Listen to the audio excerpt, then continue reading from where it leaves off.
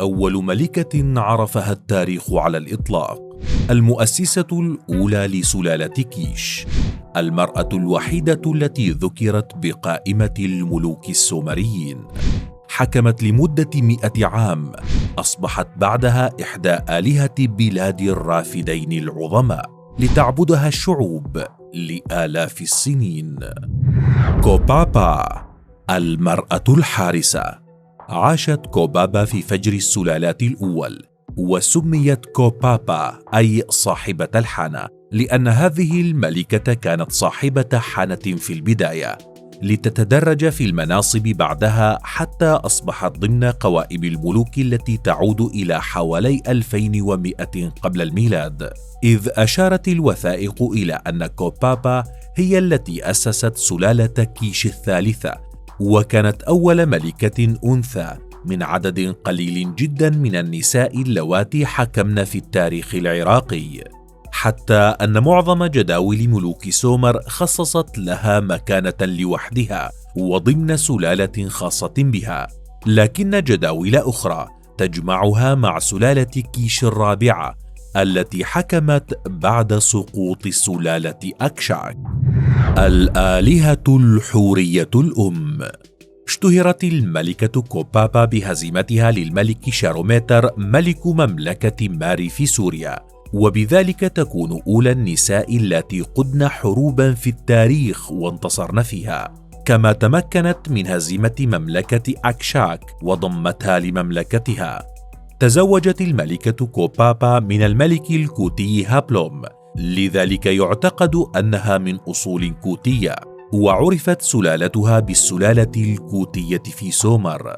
بعد موتها أقيمت الأضرحة تكريما لها باسم كوبابا، وانتشرت معابدها في جميع أنحاء بلاد الرافدين وأيضا في بلاد الحوريين، وأطلق عليها اسم كيبات أو خيبات، وأعطي لها لقب حوري أي الآلهة الحورية الأم. وينسب أيضا لهذه الملكة بناء معبد إيساكيلا. كذلك تشير قائمة ملوك سومر إلى أنها كانت صاحبة حانة قبل أن تصبح ملكة لمدة 100 عام تقريبا، حتى أصبحت بعدها الآلهة كوبابا. بينما تقول مصادر أخرى أن ارتباط كوبابا بالآلهة مجرد تشابه أسماء، وأنها ليست هي نفسها.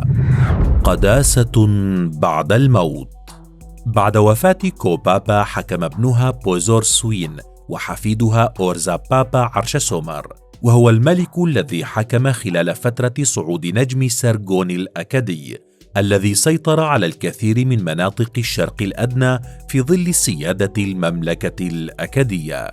أيضا أقيمت الأضرحة والمعابد تكريما لكوبابا في جميع أنحاء بلاد الرافدين وأيضا في بلاد الحوريين، لتصبح الآلهة كوبابا حامية لمدينة كركميش في أعالي الفرات، وفي أواخر الحكم الحوري وأوائل حكم الحثيين في بلاد الأناضول ظهرت لوحة حجرية بالنحت البارز تظهر الآلهة كوبابا، وهي تحمل بيدها اليمنى رمانة وبيدها اليسرى مرآة.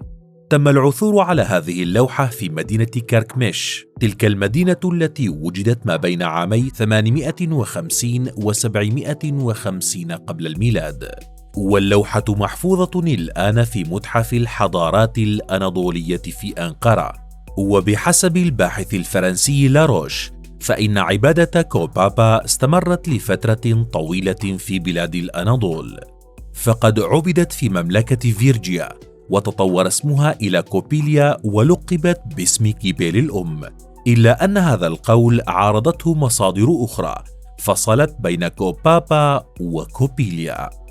رغم غموض التفاصيل عن كوبابا، إلا أن الثابت أنها أول ملكة أنثى في التاريخ، وأول امرأة تقود جيوشا وتنتصر وتفتح الممالك وتضمها لحكمها، ما يدل على قوة هذه المرأة وجرأتها وإصرارها، والتي استطاعت تغيير معادلة المرأة الضعيفة بتحولها من صاحبة حانة عادية إلى ملكة حكمت ل100 عام، ثم إلى آلهة عبدتها الشعوب القديمة لآلاف السنين.